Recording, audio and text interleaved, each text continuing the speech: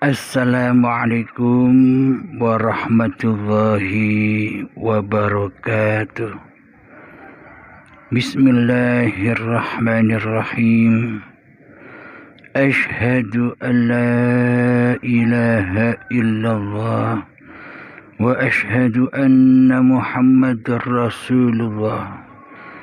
Allahumma salli ala sayyidina Muhammad wa ala ali sayyidina Muhammad.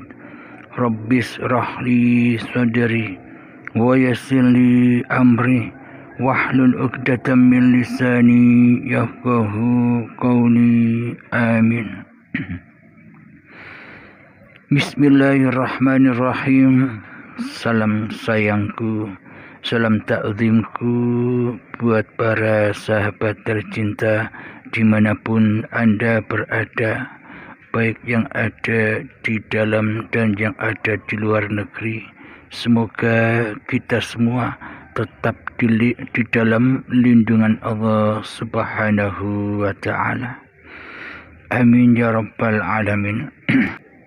Kami akan mengunggah bagaimana jalan mi'raj kepada Allah, bagaimana doa yang paling jos, doa untuk agar kita bisa mi'raj, bertemu Allah secara langsung, tidak hanya angan-angan, tapi secara live, langsung bertemu Allah.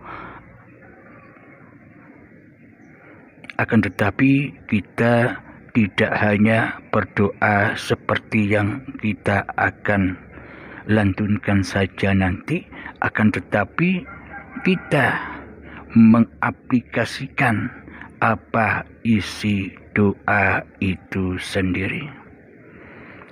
Jadi meskipun kita tidak mengucapkan doa itu, akan tetapi bila sudah teraplikasi, sudah nyata doa itu di dalam hati kita, maka saat itulah mi'raj terjadi, maka saat itulah tajalli terjadi, maka saat itulah tunung terjadi, maka saat itulah wusul terjadi, maka saat itulah mijil terjadi. Marilah kita baca doa apa itu, yang ternyata doa itu ada di saat kita selesai melakukan sholat 5 waktu. Yakni doa itu Astaghfirullahaladzim alladzi la ilaha illa huwal hayyul qayyum wa atubu ilaih. La ilaha illallah wahdahu la syarika lah, lahu mulku wa lahul hamdu yuhyi wa yumitu wa huwa ala kulli syai'in qadir. La ilaha illallah wahdahu la syarika lah, lahu mulku wa lahul hamdu yuhyi wa yumitu wa huwa ala kulli syai'in qadir. La ilaha illallah wahdahu la syarika lah, lahu mulku wa lahul hamdu yuhyi wa yumitu wa huwa ala kulli syai'in qadir. Yang artinya tidak ada Tuhan selain Allah, tidak ada sekutu baginya, segala kekuasaan dan baginya segala pujian. Dia maha kuasa atas segala sesuatu. Shadaqallahul azim. Inilah doa agar hati kita segera mi'raj, wusul, tajalli, dunung, mijil, langsung bertemu Allah. Tapi syaratnya doa ini bukan hanya dibaca-baca saja. Meskipun kita membaca doa La ilaha illallah wahdahu la syarikalah lahu mulku wa lahul hamdu yuhyi wa yumitu wa huwa ala kulli syai'in qadir. Meskipun 1000 kali kita baca doa itu tanpa pengaplikasian, tanpa bukti nyata yang diterapkan di dalam hati kita, maka selamanya ya tak ada gunanya. Hanya sebatas bacaan-bacaan saja.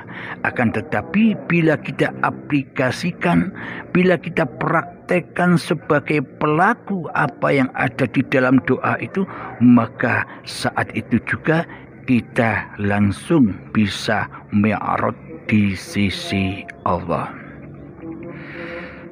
Akan tetapi kita harus tahu dulu makna yang tersurat dan yang tersirat, makna rahasia dari rahasia apa yang kita ucapkan. Jadi kita ulangi bersama artinya. La ilaha illallah wahdahu la syarikalah. Tidak ada Tuhan selain Allah. Tidak ada sekutu baginya. Nah, inilah jalan mi'raj itu. Inilah yang dikatakan as-sholatu mi'rajul mu'minin. Coba hayati keterangan ini dan coba aplikasikan di dalam hati kita. La ilaha illallah wahdahu la syarikalah. Tidak ada Tuhan selain Allah. Tidak ada sekutu baginya. Kalau kita tinjau di dalam hati kita selama ini, seolah-olah tak ada Tuhan. Karena Tuhan, karena Allah yang selama ini kita sangka, kita jadikan Tuhan, masih dalam angan-angan kita sendiri selama ini. Sedangkan Allah yang kita jadikan Tuhan selama ini posisinya tidak wujud bagi kita. Sedangkan Allah yang kita jadikan Tuhan selama ini posisinya tidak hidup atas diri manusia kita. Sementara Allah Tuhan yang kita sembah posisinya tidak nyata, tidak kuasa, tidak punya kehendak apapun atas diri manusia kita.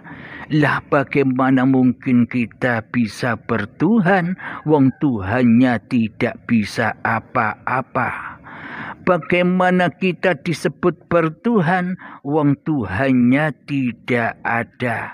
Bagaimana mungkin kita disebut bertuhan, namun Tuhannya masih gaib. Bagaimana kita disebut bertuhan, wong Tuhannya masih mati. Bagaimana kita disebut bertuhan, wong Tuhannya tak punya kekuasaan sedikit pun atas diri manusia kita selama ini.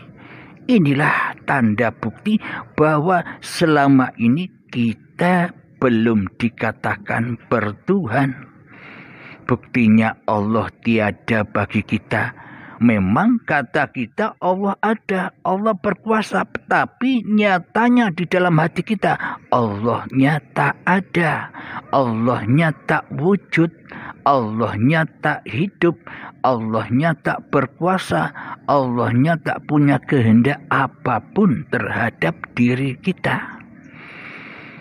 Akan tetapi kita mengaplikasikan seolah-olah tanpa kita sadari bahwa di dalam hati kita, diri kitalah yang wujud, diri kitalah yang hidup, diri kitalah yang ada, diri kitalah yang maha kuasa, diri kitalah yang maha punya berkehendak dan daya upaya apapun yang terjadi pada diri manusia kita, terutama di dalam babagan hati kita selama ini. Jadi yang wujud, yang nyata, yang nampak, yang jelas di hati kita selama ini bukan Tuhan, bukan Allah, tapi diri manusia kita sendirilah selama ini ngaku-ngaku jadi Allah. Akan tetapi diri kitalah selama ini yang berposisi, memposisikan diri jadi Allah tanpa kita sadari. Apa buktinya bahwa kita selama ini ngaku-ngaku jadi Allah? Apa buktinya selama ini kita berposisi menjadi Allah? Apa buktinya bahwa kita selama ini berlagak, berpenampilan seperti Allah? Wujud kita akui wujud diri kita saja yang ada. Hidup kita akui hanya hidup kita saja yang ada. Kuasa kita akui hanya kuasa kita sajalah yang ada. Kehendak daya upaya selama ini kita akui hanya wujud kehendak daya upaya kita sajalah yang ada. Berarti selama ini kita tidak bisa menyaksikan wujudullah. Kita tidak bisa menyaksikan hayatullah, uripe Allah. Kita selama ini tidak bisa menyaksikan kekuasaan Allah. Kita selama ini menyaksikan kehendak dan daya upayanya Allah atas diri manusia kita selama ini. Karena apa? Karena yang jadi Tuhannya selama ini di hati kita bukan Allah, tapi diri kita sendiri yang mentuhankan diri di dalam hati kita sendiri. Bagaimana mungkin kita bisa mi'raj kepada Allah? Bagaimana mungkin kita bisa tajalli kepada Allah? Bagaimana mungkin kita bisa dunung, wusul, mijil kepada Allah, sementara yang jadi Allah masih diri manusia kita di hati kita. Sementara praktek hati kita tidak bertuhankan Allah. Sementara praktek di hati kita tidak menggustikan Gusti yang kita sembah dan Gusti yang kita abdi selama ini. Jadi kata Gusti ini bahasa Jawa. Kalau bahasa Indonesianya ya Tuhan Allah. Jadi bagaimana mungkin kita bisa as-salatu mi'rajul mu'minin? Sementara sejak detik-detik akil baligh tiba hingga setua ini, di hati kita hanya berpulang, hanya roji'un, hanya mi'raj, hanya tajalli, hanya dunung, hanya wusul, hanya mijil kepada iblis dan setan yang berada di dalam hawa nafsu kita sendiri saja selama ini. Maka selamanya takkan pernah bisa mi'raj kepada Allah. Maka selamanya takkan pernah bisa tajalli kepada Allah. Sampai kapanpun kita takkan pernah bisa wusul, bisa dunung, bisa mijil kepada Allah. Sementara yang jadi Allah selama ini atas hati kita, praktek diri kita selama ini menjadi Allah, menjadi penguasa atas diri manusia kita, maka selamanya takkan bisa kita menyembah Allah kecuali hanya kedustaan saja. Selamanya kita takkan pernah bisa mengabdi kepada Allah kecuali hanya dalam kebohongan hawa nafsu kita sendiri saja selama ini. Jadi bagaimanakah caranya untuk segera mi'raj kepada Allah, untuk segera dunung kepada Allah, untuk segera mijil kepada Allah, untuk segera tajalli kepada Allah, untuk segera bertemu Allah? Bagaimanakah caranya? Caranya adalah jangan sekali-kali kita menjadi Tuhan di dalam hati kita sendiri. Itulah hijab-hijab yang tertebal. Itulah salib-salib yang agung, salib-salib yang paling besar, berhala-berhala yang paling besar di antara berhala-berhala yang lain. Jika salib diri manusia kita masih berkuasa atas diri kita, maka salib inilah yang akan menghalang-halangi perjumpaan kita kepada Allah. Maka salib-salib inilah yang akan menjauhkan diri hamba kepada Tuhannya. Inilah salib-salib di hati itu. Bagaimana mungkin kita bisa mi'raj kepada Allah? Bagaimana mungkin kita bisa tajalli kepada Allah? Bagaimana mungkin kita bisa dunung, wusul, mijil kepada Allah, sementara selama ini kita terbentur-bentur dengan salib-salib diri manusia kita sendiri yang kita pertuhankan selama ini. Jadi yang menghalang-halangi hamba bertemu Tuhannya, jadi yang menghalang-halangi jiwa bertemu kekasihnya, jadi yang menghalang-halangi manusia bertemu dengan cipta, bertemu dengan yang menciptakan, adalah salib-salib yang besar ini. Yakni salibnya adalah diri manusia kita sendiri, yang mana selama ini kita memposisikan diri kita sebagai Allah.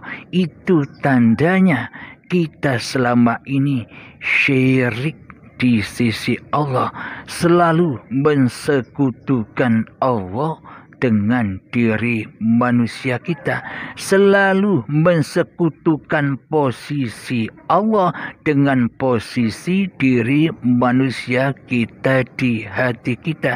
Kita selama ini mensekutukan posisi kehidupan Allah dengan kehidupan diri manusia kita. Kita selama ini mensekutukan posisi kekuasaan Allah dengan kekuasaan diri manusia kita selama ini. Inilah puncak-puncaknya azab. Inilah puncak-puncaknya dosa. Inilah puncak-puncak segala kezaliman hati kita. Inilah puncak-puncaknya kejahiliaan hati kita.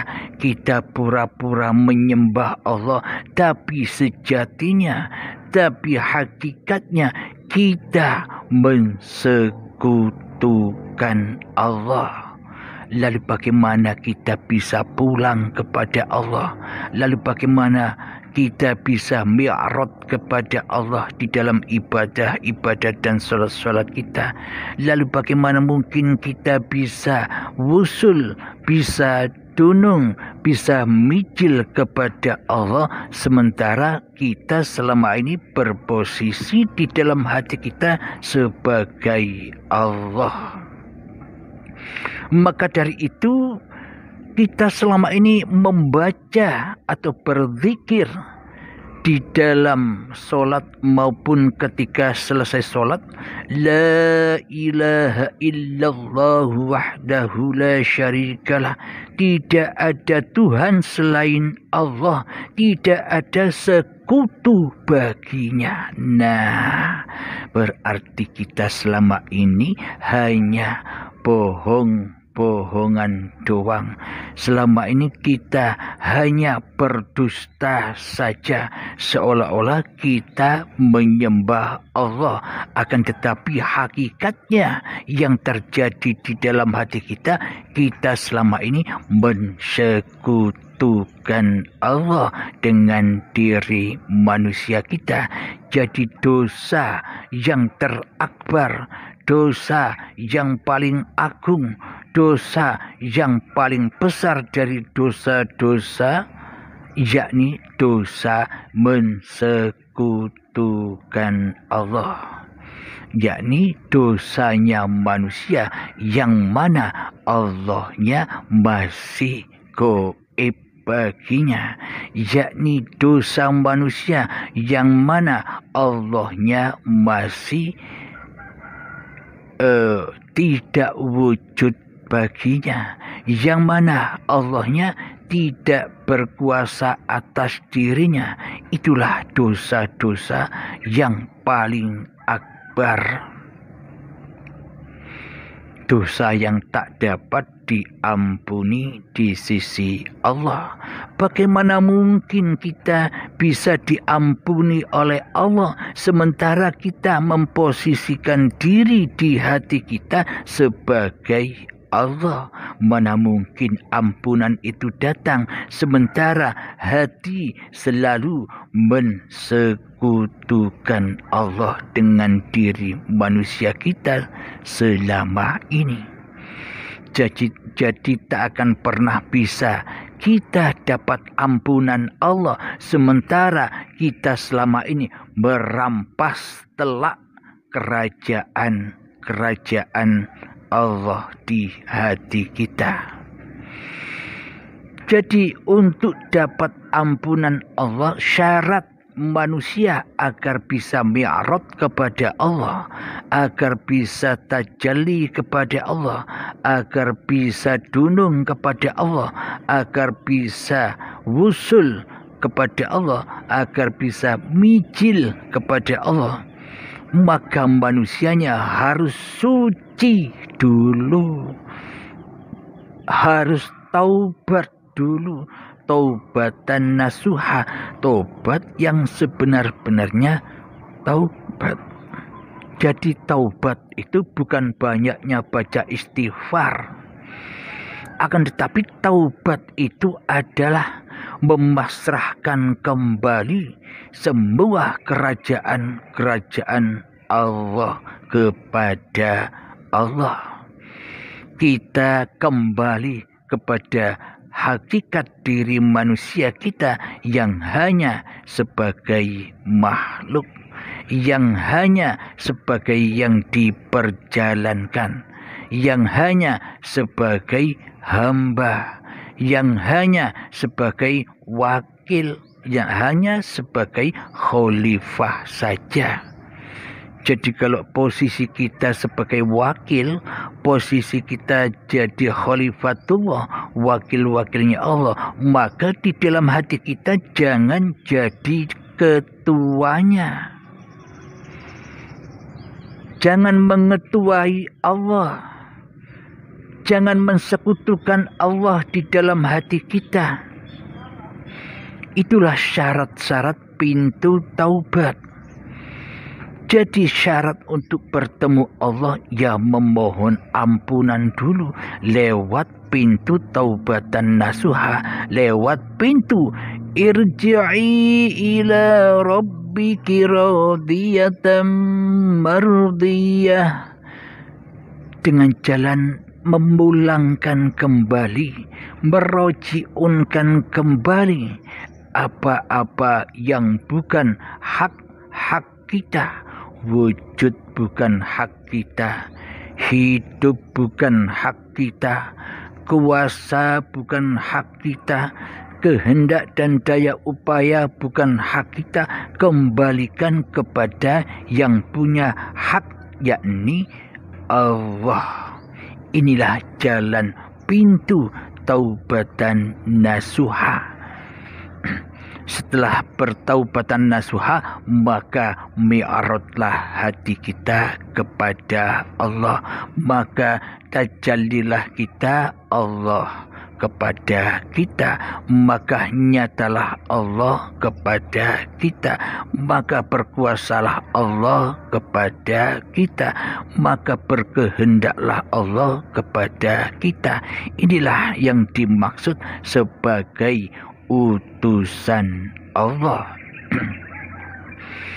Yakni di dalam kondisi kita sudah nyata bahwa kita ini hanya diutus Allah, maka nyatalah di hati kita bahwa diri kita ini sebenarnya hanya ciptaan Allah. Maka nyatalah di hati kita bahwa kita selama ini hanyalah subhanalladzi asra bi'abdihi. Kita hanyalah diperjalankan oleh Tuhan yang Maha Suci. Namun bila di dalam hati kita Allahnya najis, yang suci, yang wujud, yang ada, yang hidup, yang berkuasa bukan Allah di dalam hati kita, berarti Allah bagi diri kita kan selama ini najis.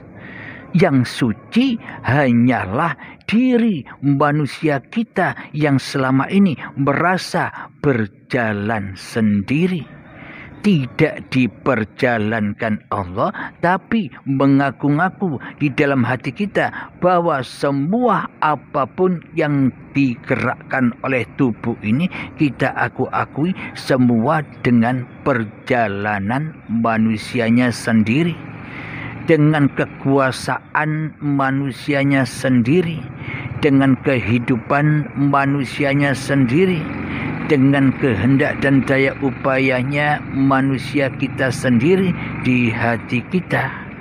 Maka dari itu selamanya Allah najis bagi kita, karena di dalam hati ini kerajaan-kerajaan yang masih najis, kerajaan-kerajaan yang masih kotor, kerajaan-kerajaan yang dipimpin oleh keburukan iblis dan setan, yang mana iblis dan setan selamanya tidak akan tunduk patuh kepada keadamannya.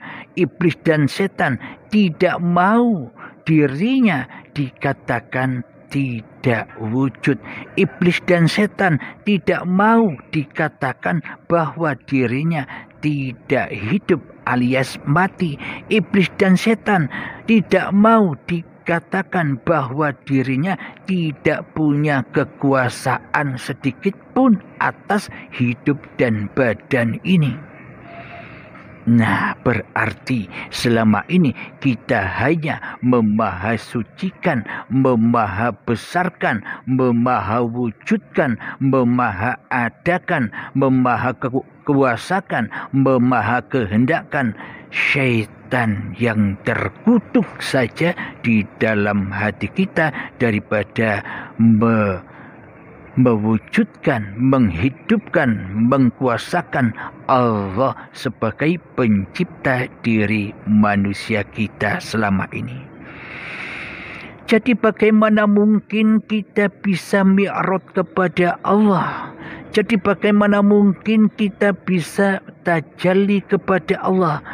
Jadi bagaimana mungkin kita bisa wusul dunung mijil kepada Allah sementara kita selama ini yang dituhankannya bukan Allah, yakni hawa nafsu, iblis dan syaitan yang nyata-nyata wujud di dalam hati kita, yang nyata-nyata hidup di dalam hati kita, yang nyata-nyata berkuasa atas diri kita, yang nyata-nyata berkehendak dan daya upaya atas diri manusia kita sendiri selama ini.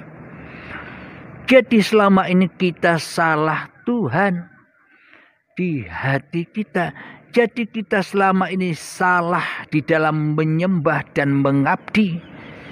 Jadi selama ini kita salah di dalam mi'raj dan tajallinya kepada Tuhan. Jadi selama ini kita salah di dalam wusul dunung mijilnya kepada Allah di dalam hati kita. Karena yang wujud menjadi Tuhan atas kerajaan hati kita bukan Allah. Mana mungkin bisa bertajalli, mana mungkin bisa wusul, bagaimana mungkin bisa mi'raj kepada Allah sementara yang kita mi'rati selama ini bukan Allah, akan tetapi kita selama ini selalu mi'raj dan mi'raj, pulang dan pulang hawa nafsu yang kita tuhankan selama ini, iblis dan setan yang nyata di hati kita yang kita pertuhankan selama ini. Jadi selama ini beragama dan akidah kita salah alamat, salah di dalam bertuhan. Maka dari itu kita sadari bersama bahwa itulah realita yang terjadi atas diri kita selama ini. Lalu bagaimana kita bisa mi'raj kepada Allah, dunung kepada Allah, tajalli kepada Allah, bertemu Allah di dalam sholat dan di dalam seluruh ibadah-ibadah kita, bahkan di dalam duduk berbaringnya selalu menyaksikan wajah Allah. Bagaimana caranya itu semua bisa dilakukan oleh manusianya? Caranya kita tunggu kelanjutannya di episode yang mendatang. Alhamdulillahirabbil alamin. Semoga saya dan semoga kita semua selalu ditunjuki oleh Allah jalan lurusnya kepada Allah Subhanahu wa ta'ala. Amin ya rabbal alamin. Tak lupa pula kita berlindung kepada Allah dari godaan-godaan, dari kejahiliaan, dari kezaliman hati kita kepada Allah dengan membaca sholawat zalimin daf'ul bala. Allahumma salli ala sayyidina Muhammad wa asghil dhalimin bidzalimin. Allahumma salli ala sayyidina Muhammad wa asghilil zalimin bidzalimin wa akhrijna min bainihim salimin wa ala alihi wa sahbihi ajma'in. Alhamdulillahi rabbil alamin. Allahumma ya qadiyal hajat, Allahumma ya mujibad da'wat, Allahumma ya rafi'ad darajat, Allahumma ya muhillal muskilat, Allahumma ya syafiyal amrat, Allahumma ya kafiyal muhimmat, Allahumma ya dafi'al baliyat, Allahumma akhtim lana bil iman, Allahumma akhtim lana bil islam. Rabbana atina fid dunya hasanah wa fil akhirati hasanah وقنا عذاب النار وصلى الله على سيدنا محمد وعلى آله وصحبه وسلم والحمد لله رب العالمين. Akhir kalam, assalamualaikum warahmatullahi wabarakatuh.